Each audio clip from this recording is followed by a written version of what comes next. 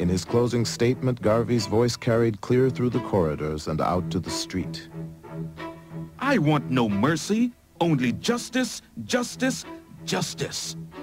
I would not betray my struggling race. If I did, I should be thrown into the nethermost parts of hell.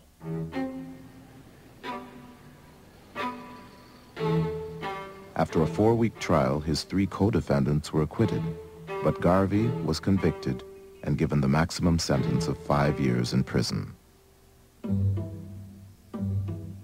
Hoover's agents had the UNIA under surveillance for years in search of damaging evidence.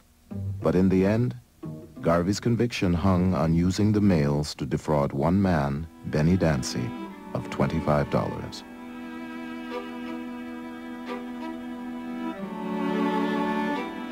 He took no advice. He did not heed advice.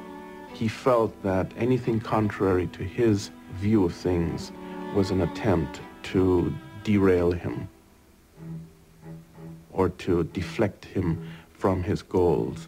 He had just an overweening confidence in his own ability in areas where he had no expertise, such as in the case of ships, in the case of trying a legal case, in his investment priorities. He just would not take advice.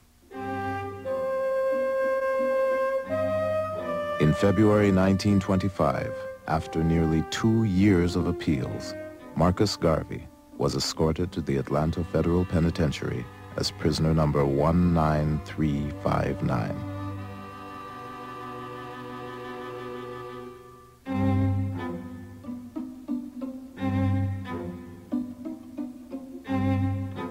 His only personal assets were $40 and a few hundred shares of his own worthless stock.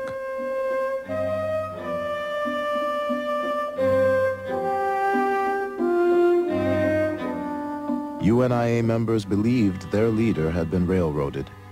To dampen their frustration, Garvey wrote a song. Let no trouble worry you. Keep cool, keep cool. Don't get hot like some folks do. Keep cool, keep cool. Garvey's personal secretary, Amy Jakes, had become his second wife in 1922. While he was in prison, she and Garvey's followers struggled to keep the movement alive and raised tens of thousands of dollars for Garvey's defense. There's one group in rural Louisiana that gave on average 5 cents. They actually gave $8, but when you actually counted the number of people involved, it actually amounted to something like 5 cents each. And it actually showed the level of loyalty that the little people had towards Garvey and the movement. People around the world began to send in petitions and letters and so on. There were literally millions of signatures that were appended to petitions that were taken to various government agencies in Washington, D.C. In South Africa, people would have Marcus Garvey Sundays and pray for Garvey and so on. If they put you in a flame, though you should not bear the blame. But the government had its own reasons for wanting to release Garvey. Keep cool. Garvey had very weak lungs, and he also suffered from heart disease. He suffered from bronchitis and a series of asthma attacks, was often put in the prison hospital. They feared that he could die or become severely ill, and it would just add to the martyrdom aspect of the Garvey movement and increase his following. And there was an election year coming up in the U.S., and the Republican administration felt that black folk, who were largely Republicans in those days, might vote for the other party if Garvey was not released.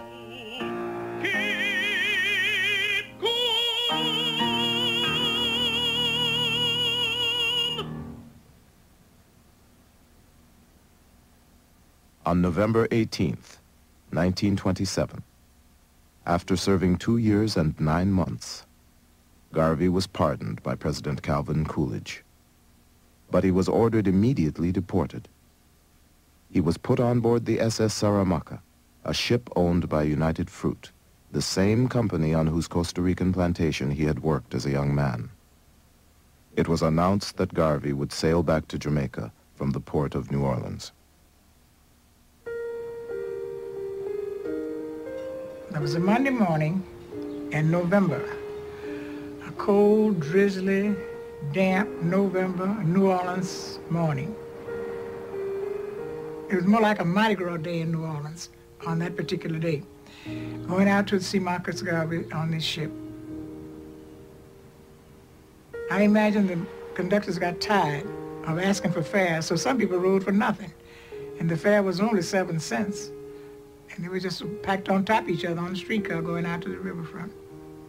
And everybody went out with their children, everybody just to get that glimpse of him as the ship would leave. And the people could stand on the levee and stand close to the river. And, you know, they were for miles and miles, a lot of people. Mr. Garvey was not allowed to land. He had to stay on board ship. He did not put his foot on land. And he spoke to the people, bidding them farewell and wishing them well and asking them to hold on, keep the fort. As the ship was moving out from the docks, the people on shore was singing the President General's hymn. One God, our firm endeavor, one aim most glorious spent, one destiny forever. God bless our President. We saw waving, we saw him do that with a handkerchief or something. But the people in general, they just was waving. Waving, waving, waving, and crying and waving, crying and waving. And the waves appeared to have been in harmony with the song as the people were singing, and the boat was moving out to sea.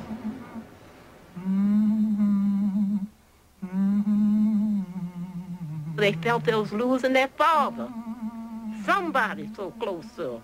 Or losing themselves. What are we gonna do?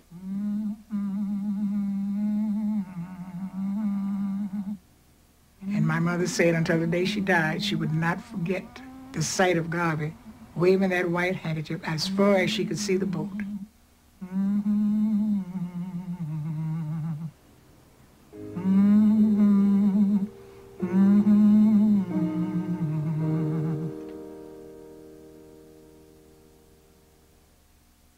Back in Jamaica, Garvey received a hero's welcome.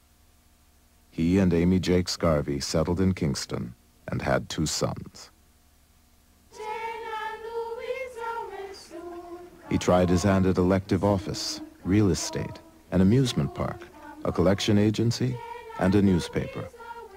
But when an American court took title to his personal assets and all UNIA property from New York to Kingston, Garvey was forced to declare bankruptcy.